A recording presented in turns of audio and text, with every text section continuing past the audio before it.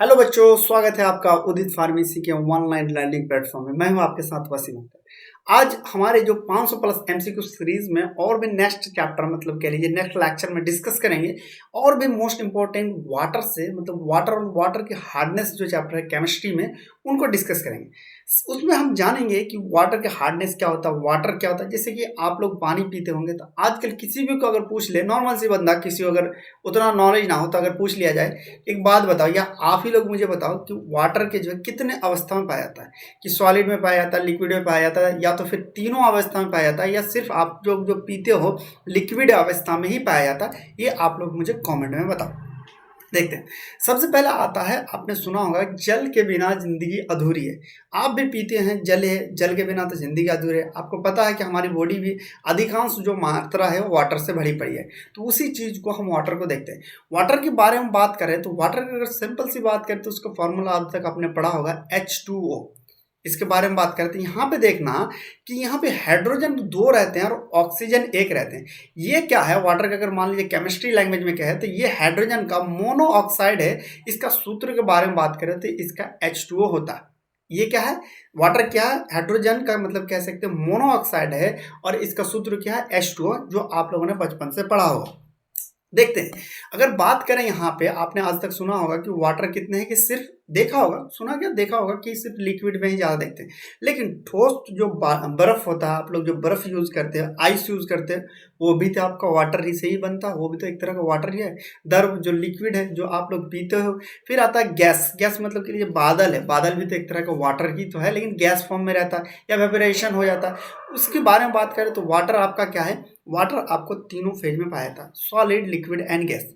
यहाँ तक एक बार फिर से हम देख लेते हैं, वाटर का फॉर्मूला क्या है आपका H2O। यहाँ से इंपॉर्टेंट ये क्वेश्चन बनता है, यहाँ पे ये पूछ लेगा आपको वाटर का जो है हाइड्रोजन का कौन सा ऑक्साइड है, मोनो ऑक्साइड है, डाई ऑक्साइड है, ट्रिपल ऑक्साइड है या ट्राई ऑक्साइड है। तो आपको सिंपल से लगाना क्या है, आपको मोनो ऑक्साइड होता है। ये कौन सा, और दूसरा है क्या कि कितने अवस्था में पाई जाती है, तीनों अवस्था में पाई जाती है, ठोस, द्रव और गैस तीनों अवस्था में ये पाई जाती है।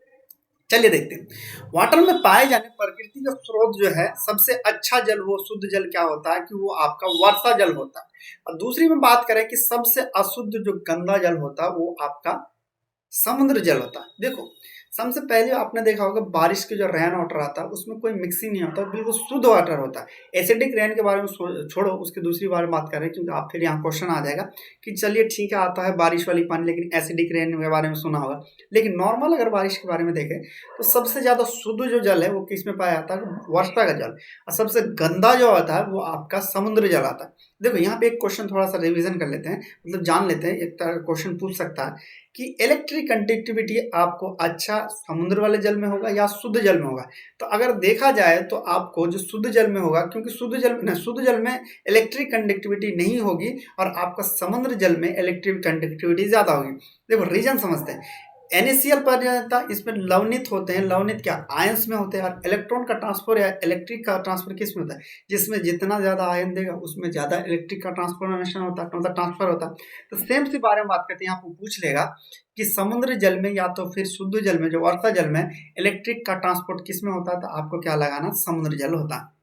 अब देखो, एक क्वेश्चन आता है, या आप लोगों ने देखा होगा कि जब मान लेते हैं यहाँ पे पानी भर देते हैं पूरा, और ऊपर अगर हम मान लीजिए हम आइस डाल देते हैं, यहाँ पे आइस डाल देते हैं, यहाँ पे हम आइस डाल देते हैं, यहाँ पे आइस, इस तरह से अगर हम आइस डाल देते हैं तो क्या होता है आपको कि देखे होंगे कि आइस कभी इसमें नीचे जाके डूबता नहीं है, मतलब नीचे नहीं डूबता, ये हमेशा ऊपर ही तैरता है। ये भी तो पानी से ही बना हुआ बर्फ, लेकिन क्यों, इसलिए क्योंकि घन से मतलब डेंसिटी की वजह से, जैसे आप लोगों ने सुना होगा या इंस्टाग्राम पे भी देखे होंगे बहुत सारे कि यहाँ का ऐसा नदी है या ऐसा दरिया है जो वहाँ डुबकी लगाओगे तो लोग डूबते नहीं, ऊपर तैरते रहते हैं, क्योंकि वहाँ की जो डेंसिटी होता है वाटर का बहुत ज़्यादा होता है, जिसके कारण आप लोग डूबते नहीं। सेम यहाँ पे देखते हैं क्यों नहीं डूबता। देखो, बर्फ जो है जल की कौन सा अवस्था है, सॉलिड अवस्था है, ये सॉलिड लेकिन जल की है। जिसका घनत्व की बारे में बात करें, इसकी संरचना की जो रिक्त स्थानों में उपस्थित कारण जो है जल की अपेक्षा कम होती है, मतलब कि जल के हिसाब से इसकी जो है रिक्त अवस्था कम होती है, अतः यह जल पे तैरने लगती है। इसलिए तैरने लगती है कि दोनों का जो है डेंसिटी में डिफरेंसेस आ जाते हैं कि जल की अपेक्षा में। उसके वजह से क्या होता है कि जल का जो डेंसिटी और इसकी अपेक्षा कम होती है, जिसके कारण ये आपका डूबता नहीं, ये तैरता रहता है। यहाँ पे क्वेश्चन एमसीक्यू ये बन सकता है कि अच्छा एक बात बताओ कि आपका सॉलिड जो है बर्फ को अगर पानी में डुबाते हैं तो वो डूबता नहीं, तैरते रहता है, क्यों? वहाँ पे वॉल्यूम के कारण दे देगा, टेम्परेचर के कारण दे देगा, अदर दे देगा, मॉलिक्यूल्स के बारे में दे देगा, वहाँ डेंसिटी दे देगा। तो आपको क्या लगाना? डेंसिटी लगाना। देखिए अब चलो यहाँ तक जो पढ़ा एक बार रिवीजन कर लेते हैं, साथ में रिवीजन कर लो आप भी। देखो वाटर क्या है? वाटर आपका हाइड्रोजन का मोनोऑक्साइड है। इसका सूत्र के बारे में बात क्या करें तो इसका H2O होता है। ये क्या है? प्रकृति में तीनों अवस्था में पाया जाता है, क्योंकि सॉलिड, लिक्विड एंड गैस में। और दूसरी बात है, इसमें अगर पानी पाया जाने के दो स्रोत है नेचर का। पहला है आपका वर्षा जल, दूसरा होता है समुद्र। सबसे शुद्ध पानी कहाँ माना जाएगा? जो वर्षा जल में होता है। जो सबसे अशुद्ध माना जाएगा क्या? आपका जो है समुद्र जल। फिर हमने ये चीज देखा कि वाटर में जो है आपका आइस डूबता नहीं, इसलिए नहीं डूबता क्योंकि उसमें डेंसिटी के कारण नहीं डूबता है। चलिए नेक्स्ट देखते हैं। अब देखते हैं कंपोजिशन ऑफ वाटर। देखे होंगे कि आपने यहाँ पे H2 इसका फॉर्मूला होता है, इसी से हमारे कंपोजिशन होता है। कंपोजिशन बारे में बात करें तो वाटर में कौन कौन से आपका मॉलिक्यूल्स प्रेजेंट होते हैं? पहला आपका हाइड्रोजन और दूसरा आपका क्या होता है? ऑक्सीजन। दो मॉलिक्यूल्स यहाँ पे दो अलग अलग मतलब इसमें कंपाउंड प्रेजेंट होता है। एक होता है हाइड्रोजन, दूसरा होता है ऑक्सीजन।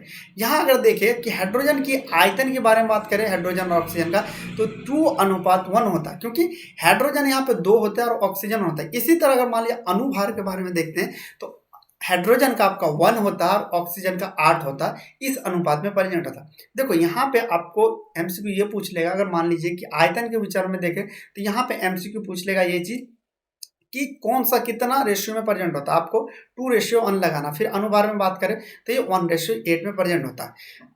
अब देखते हैं वाटर के स्ट्रक्चर में ये पूछ लेगा आपको कि यहाँ इसका स्ट्रक्चर कुछ इस तरह से होता है। जैसे भी मान लेते ये ऑक्सीजन के साथ ये क्या हाइड्रोजन इससे अटैच रहता है। इस बॉन्ड की लेंथ के बारे में बात करें, इस बॉन्ड की जो डिस्टेंस होता है वो आपका 104.3 होता है, इसका बॉन्ड की डिस्टेंस। ये कोणीय संरचना के बारे में पूछ लेगा, बॉन्ड डिस्टेंस के बारे में पूछ लेगा। ये कई बार एमसीक्यू में आपका पूछा जाता है। चलिए नेक्स्ट देखते हैं। अब जानते हैं, हमने तो ये जाना कि वाटर पढ़ा, फिर अब जानते हैं कि वाटर जो है दो तरह का होता है। एक होता है सॉफ्ट वाटर, एक होता है हार्ड वाटर। अब देखते हैं सॉफ्ट वाटर कौन सा होता है और हार्ड वाटर कौन होता है।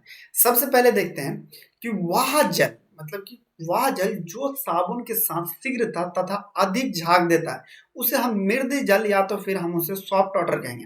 रिपीट करना एक बार आप लोग कि सॉफ्ट जल हम उसे कहेंगे जो साबुन के साथ शीघ्रता मतलब तुरंत रिएक्शन करता है तथा अधिक झाग देता है, उसे हम सॉफ्ट वाटर कहेंगे। अब आता है हार्ड वाटर। सॉफ्ट वाटर में अगर मान लीजिए अच्छा झाग देगा तो हार्ड वाटर में क्या होगा कि कम झाग देगा। तो सिंपल सी देखते हैं यहाँ, वह जल जो साबुन से कम तथा देर तथा अथवा बिल्कुल झाग नहीं देता है, उसे हम कठोर जल कहते हैं। सॉफ्ट वाटर क्या करता है कि साबुन के साथ रिएक्शन करके अच्छा झाग देता है, उसे हम सॉफ्ट वाटर कहेंगे। और वैसा जल जो कि आपका साबुन के साथ रिएक्शन करके वो कम या तो फिर कह ले बिल्कुल ही झाग नहीं देता है, उसे हम क्या कहेंगे? Hard water. तो देखो यहाँ पे ये सही काम कर रहा है, इसके लिए तो कोई दिमाग ही नहीं लगाना है। सॉफ्ट वाटर की अच्छा से काम करता है मृद जल, क्योंकि ये झाग देता, कपड़े धोने में भी यूज कर सकते हैं, अलग अलग चीजों में हम इसका यूज कर सकते हैं। अब देखिए इसमें जब बात करें कठोर जल, आखिर कठोर क्यों होता है?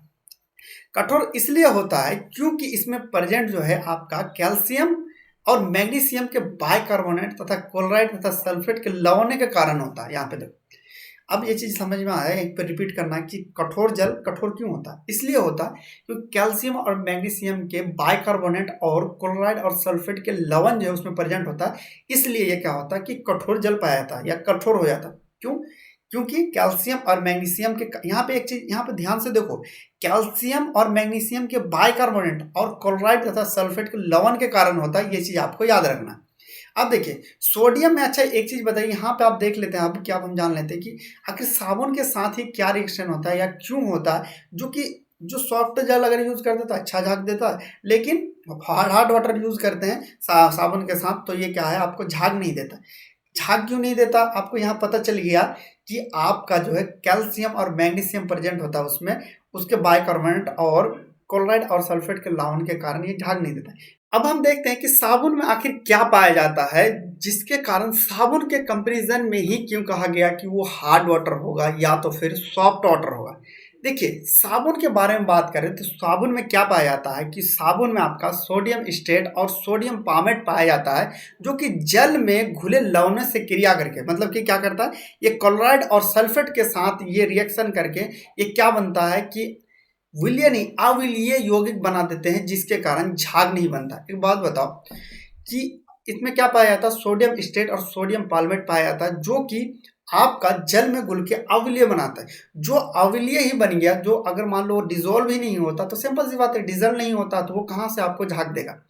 अब देखते हैं, एक बार जहां तक आपने पढ़ा तो उसको रिवीजन कर लेते हैं। सबसे पहले हमने क्या करा, हमने ये चीज देखा कि वाटर वाटर क्या होता है कि हाइड्रोजन के मोनोऑक्साइड है, मतलब कि इसमें हाइड्रोजन के साथ सिंगल ऑक्सीजन प्रेजेंट है। फिर इसका फॉर्मूला देखा हमने तो क्या पाया कि H2O होता है, दैट मीन कि हाइड्रोजन मतलब कि दो प्रेजेंट होगा ऑक्सीजन। फिर हमने देखा कि इसका सोर्स क्या था, सोर्स में हमने देखा कि दो चीजें, एक है आपका वर्षा जल, दूसरा आपका क्या है, आपका समुद्र जल। वर्षा जल जो है आपका कि शुद्ध पानी पाया जाता है, आपका जो अगर मान लीजिए सबसे गंदा चीज होता है तो या गंदा जल होता है तो वो आपका क्या है, आपका सोर्स है समुद्र है।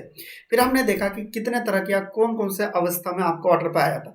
फिर हमने देखा उसमें कि आपको तीनों पाया था, सॉलिड, लिक्विड और गैस। फिर हमने एक चीज जाना कि आपका जो बर्फ है ऊपर क्यों तैरता है, नीचे पानी के अंदर क्यों नहीं जाता है जब हम डालते हैं, क्योंकि आपका बर्फ भी तो एक पानी का ही तो यह हिस्सा है, इसलिए नहीं जाता क्योंकि दोनों में डेंसिटी डिफरेंस की वजह से। फिर हमने आया कि सॉफ्ट वाटर और hard water. Hard soft water हम उसे कहेंगे जो साबुन के साथ अच्छे से घुल जाए और झाग ज़्यादा दे। फिर हमने देखा कि हार्ड वाटर उसे हम कहेंगे जो कि आपको साबुन के साथ घुल के अच्छा झाग ना दे या तो फिर उसमें घुले नहीं। इसका कारण एक चीज देखा कि जो हार्ड वाटर होता है उसका हार्ड वाटर का कारण एक चीज होता है कि उसमें कैल्शियम और मैग्नीशियम के बाइकार्बोनेट और क्लोराइड और सल्फेट के लवण प्रेजेंट होता है। अब एक चीज हमने ये चीज देखा, आखिर साबुन के कंपैरिजन में ही क्यों लिया गया है कि वो सॉफ्ट वाटर होगा या हार्ड वाटर होगा। इसलिए लिया गया कि उस साबुन में प्रेजेंट होता है सोडियम स्टेट और सोडियम पामेट पाए जाते हैं, जो कि उसके लवण से मतलब हार्ड वाटर के जो लवण लवण यहाँ क्या है, क्लोराइड और सल्फेट के लवण से रिएक्शन करके वहां पे क्या होता है कि अनडिजोल्वर, अगर मान लीजिए सॉल्यूशन आपको डिजोल्व हो रहा है तो उसको अनडिजोल्वर या तो फिर अविलीय यौगिक बनाते हैं, जो इसके कारण यहाँ पे झाग नहीं बनता। चलिए नेक्स्ट देखते हैं। अब देखिए, अब आता है हार्डनेस में कैटेगरी। तो टेम्पोररी एक होता परमानेंट। टेम्पोररी मतलब कह सकते हैं कि अस्थायी, इसके हम किसी भी तरह से हटा सकते हैं। इसके लिए अगर देखें तो सबसे पहले वह जल, अगर मान लीजिए यह जल में कैल्शियम या तो फिर मैग्नीशियम के बाइकार्बोनेट में घुले रहने के कारण होता है। क्या टेम्पोररी क्यों होता है, इसलिए होता है क्योंकि इसमें कैल्शियम और मैग्नीशियम क्या है, आपको बाइकार्बोनेट ये क्या करता है, घुले रहने के कारण होता है। क्या, टेम्पोररी हार्डनेस। इसके सूत्रों के बारे में बात करें तो कैल्शियम बाइकार्बोनेट का इसका फॉर्मूला ये होता है और मैग्नीशियम का ये होता है। ये चीज याद रखना कि कैल्शियम, क्योंकि आगे एमसीक्यू में पूछ लेगा, क्योंकि हम जब हार्डनेस खत्म करते थे इसी को बाइकार्बोनेट को, कैल्शियम बाइकार्बोनेट को हम कार्बोनेट में कन्वर्ट कर देते हैं, उसके कारण क्या होता है कि उसका एक लेयर बन जाता है जिससे हम अलग अलग कर सकते हैं। तो ये सूत्र आपको याद रखना है कि कैल्शियम कार्बोनेट के क्या होता है और मैग्नीशियम बाइकार्बोनेट का क्या होता है। इन्हीं में प्रकार से दूर करते हैं। सबसे पहले हम क्या कर सकते हैं, इसको टेम्पोररी हार्डनेस किसके लिए होता है, कैल्शियम और मैग्नीशियम, तो इसको हम दूर कर सकते हैं। इसको दूर करने के लिए बॉइलिंग मेथड, बॉइलिंग मेथड में आप क्या करेंगे, बॉइलिंग मेथड को समझने से पहले एक काम करते हैं, थोड़ा सा एक एग्जांपल लेते हैं। देखा होंगे कि कोई बर्तन से अगर बार बार आप पानी या एक ही बार अगर पानी गर्म कर रहे हो तो यहाँ पे देखना कि लेयर बनने लगता है, एक तरह का लेयर बनता है। इस लेयर में आहिस्ते आहिस्ते आहिस्ते लेयर जब बनता है तो ये जो लेयर होता है यही आपको क्या करता है, बाइकार्बोनेट को कार्बोनेट में कन्वर्ट कर देता है, जिसके कारण अगर इसे हम छानेंगे तो ये हमारा अलग अलग हो जाता है। इसी कारण हम बॉइलिंग करते हैं। देखो, इसमें अस्थायी कठोर जल को उबालने पर विलीय बाइकार्बोनेट, मतलब कि ये विलीय बाइकार्बोनेट है, इसको हम क्या करते हैं, अविलीय कन्वर्ट में बदल देते हैं, जिन्हें छान कर या निधार कर अलग कर लिया जाता है। चलिए देखते हैं। जैसे कि यहाँ पे देखो बाइकार्बोनेट को हमने क्या करा, गर्म करने लगा तो CO2 इसके अंदर निकल जाता है। CO2 निकलने के कारण क्या होता है कि यहाँ पे एक लेयर बन जाता है जो कि बाइकार्बोनेट को कार्बोनेट में कन्वर्ट करके, ये लेयर जब बन जाता है तो सिंपल सी बात है उसमें से आपको कार्बोनेट और बाइकार्बोनेट को निकालने के लिए ईजी हो गया, नीचे बैठ गया तो उसको हम छान लेंगे तो अलग हम कर सकते हैं। चलिए देखते हैं। अब फिर आता है क्लैर्क मेथड। क्लैर्क मेथड में हम क्या करते हैं कि इसमें बुझा हुआ चूना, जिसका फॉर्मूला ये है, इसको मिलाने पे क्या होता है कि ये कार्बोनेट बन जाते हैं, इसे छानकर भी अलग करते हैं। देखो, एक तो हमारे पास विधि बनी है कि हीट करेंगे तो बाइकार्बोनेट को कार्बोनेट में कन्वर्ट कर देता है, जिसके कारण हम उसे अलग कर लेते। अब आहिस्ते आहिस्ते साइंटिस्ट ने अलग अलग मेथड करके देखा तो उन्होंने कलर करने देखा होगा, उन्होंने बुझा हुआ चूना अगर डाल देता तो सेम रिएक्शन वही चीज होता है जो आपका बॉइलिंग में होता था। तो सिंपल सी बात है, इसको हम क्या करेंगे, अलग कर सकते हैं। अब हार्डनेस के लिए हमने दो मेथड यूज किया टेम्पोररी हार्डनेस दूर करने के लिए, एक होता बॉइलिंग, दूसरा है कलर मेथड। ये आप याद रखना।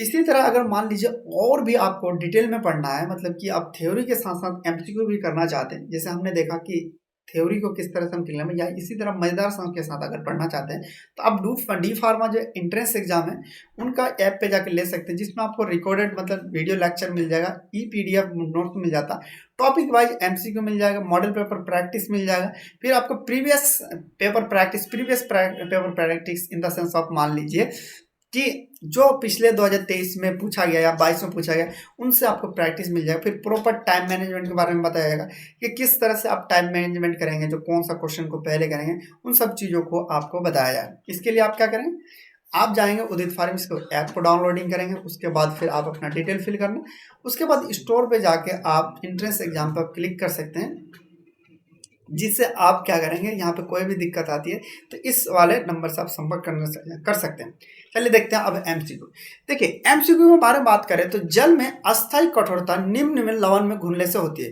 किस लिए होता है, कौन सी लवण के बारे में होते थे, सिंपल सी बात है, यहाँ कैल्शियम और मैग्नीशियम के सल्फेट और क्लोराइड के लवण के कारण होता है। यहाँ पे देखो लवण पूछा है, यहाँ पे आपको लवण पूछा है, आप क्या करेंगे, अगर जल्दी जल्दी में कैल्शियम और कार्बोनेट बाइकार्बोनेट मत लगा कहना।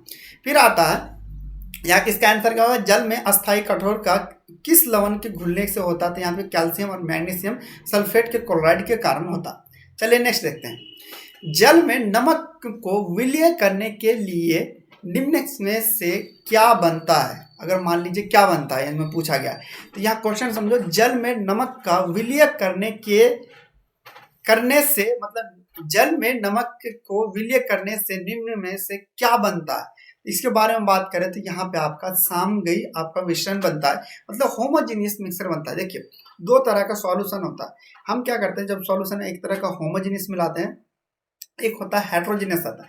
होमोजीनियस में क्या होता है कि जब सॉल्यूशन को मिलाते हैं पूरा का पूरा मिल जाता है, हेट्रोजेनस में आपको मिलता नहीं है, मतलब अलग अलग फेजेस में आपको दिख जाता है। जैसे कि इसका अगर सामग्री या तो फिर हेट्रोजेनस के बारे में बात करें, सस्पेंशन इसका एग्जांपल आता है। चलिए अब दिया गया, नगर में पानी के जल में शुद्ध करने के लिए कौन सा कीटनाशक पदार्थ प्रयोग करते हैं। नगर में मतलब कि कह लीजिए बड़े बड़े जो शहरों में अगर यूज करने के लिए हम कौन सा पदार्थ का यूज करते हैं, इसमें पूछा गया यहाँ पे सोडियम क्लोराइड है, आपने विरंजक चूर्ण या तो फिर कह लीजिए क्लोरीन जल का यूज करते हैं, कैल्शियम मैग्नीशियम करते हैं या सल्फेट बनाते हैं, तो आप लोग यहाँ पर कमेंट में बताना कौन सा होगा। क्लोराइड का करते हैं, क्लोराइड का कहाँ से करेंगे, तो नमकीन हो जाएगा, अगर मान लीजिए सोडियम क्लोराइड करेंगे तो ये भी नहीं होगा। कैल्शियम एंड मैग्नीशियम सल्फेट का तो नहीं कहते, कैल्शियम अगर यूज करें तो और हार्ड बना देगा, इस तरह का तो नहीं कर सकते हैं। तो सिंपल सी बात है, इसका हम क्या करते हैं, क्लोरीन जल का यूज करते हैं। देखो नगर में पानी जल शुद्ध करने के लिए कौन सा कीटनाशक पदार्थ का यूज करते हैं, तो ये आपका क्लोरीन जल का यूज करते हैं। फिर आता है परयूटिट या तो फिर जियोलाइट का सूत्र क्या होगा। जियोलाइट का सूत्र के बारे में बात करें तो ये आपका जियोलाइट का सूत्र होगा। फिर एक बार रिपीट करना कि जियोलाइट का सूत्र क्या होता है, कि जियोलाइट के बारे में बात कर रहे हैं तो N2Al2S2 होता है इंटू आपका 2H2O। देखो ये चीज आपको याद रखना है क्योंकि ये कई बार आपका पूछ लेता है। चलिए नेक्स्ट देखते हैं, जल में अस्थाई कठोरता मतलब कि कह सकते हैं अस्थाई, अस्थाई नहीं परमानेंट कठोरता मतलब कि कह सकते हैं हार्डनेस। जो मैंने आपको बताया हार्डनेस भी दो तरह का होता है, एक होता है टेम्पोररी, एक होता है परमानेंट।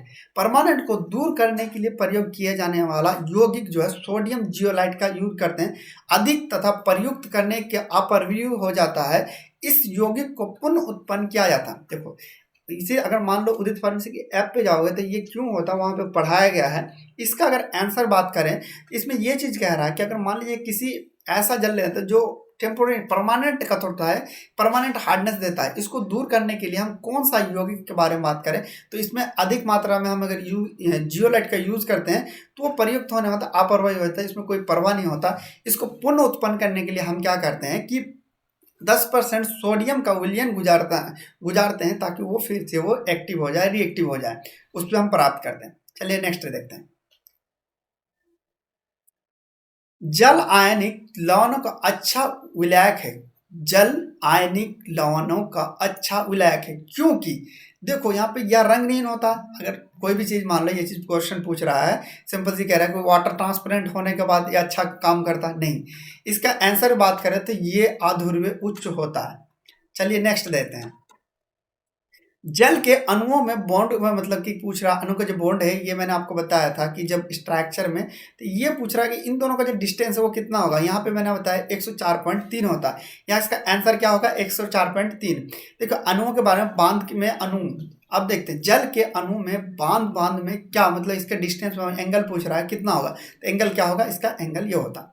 चलिए नेक्स्ट आता, निम्न में से कौन सा विद्युत अच्छा चालक है। इनमें से पूछ रहा है, जब मैंने आपको वाटर पढ़ाया था हमको बताया था कि वाटर का दो रिसोर्सेज है। एक तो शुद्ध जल का सबसे अच्छा रिसोर्सेज कौन है आपका, वर्षा है। अशुद्ध क्या है, सबसे जैसा कौन सा अशुद्ध है, समुद्र जल। तो जितना कंटामिनेशन वाटर होगा, शुद्ध वाटर का पीएच अगर मान बात करें तो 7 होता है। उसमें आयंस और मैग्नीशियम या फिर जो आयंस की मात्रा उसमें कम उत्पन्न होती है। लेकिन जो गंदे होते हैं उसमें आयंस ज्यादा निकलेंगे, यानी समुद्र जल ले लेते हैं NaCl। तो यहाँ पे आंसर क्या होगा, ये तो शुद्ध जल होता है, ये तो होगा नहीं, ये भी नहीं, सिंपल सी बात करते हैं, इसका ये वाला होता है। यानी निम्न इसमें कौन सा विद्युत अच्छा चालक होगा, वो शुद्ध जल मतलब कि कह लीजिए या समुद्र का जो जल है, क्योंकि इसमें कॉन्सेप्ट भी है कि इसमें NaCl भी यहाँ पे प्रेजेंट होता है, नमक की मात्रा भी प्रेजेंट होता है, उसमें आयंस की मात्रा भी होती है। चलिए नेक्स्ट देखते हैं, भारी जल का निम्न से रासायनिक सूत्र क्या होगा। भारी जल में बारे में कहते हैं तो हाइड्रोजन का जो है आइसोटोप्स होता है डेट्रियम। तो डेट्रियम के बारे में बात करें तो D2O होता है इसका, ये याद कर लेना आपकी, डेट्रियम होता है उसका आइसोटोप, तो D2O आपका भारी जल का होता है। चलिए नेक्स्ट देखते हैं, 36 ग्राम शुद्ध जल को अगर ऑक्सीजन के द्रव्यमान बात करें तो इसमें हम 36 जल के, तो इसमें 32 ग्राम होगा। इसको द्रव्यमान की बारे में बात करें तो ये इसका होगा, द्रव्यमान पूछ रहा है। चलिए नेक्स्ट देखते हैं, इसी तरह अगर मान लीजिए और भी नेक्स्ट ज्यादा से ज्यादा MCQ प्रैक्टिस करना है तो आप उस पे जा सकते हैं, प्ले स्टोर पे ऐप को डाउनलोडिंग करेंगे, अपना डिटेल फिल करके वहां पे पढ़ सकते हैं। जिससे कारण थ्योरी अगर MCQ पढ़ोगे, सिर्फ MCQ थ्योरी के साथ अगर MCQ पढ़ो तो ज्यादा से ज्यादा MCQ कर सकते हैं, उससे अच्छा आप मार्किंग गेन कर सकते हैं। आई होप ये वीडियो आपके लिए हेल्पफुल हुआ। मिलते हैं नेक्स्ट लेक्चर में, तब तक चैनल को सब्सक्राइब करिए, शेयर कीजिए। तब तक मिलते हैं नेक्स्ट लेक्चर में, तब तक बाय बाय, टेक केयर।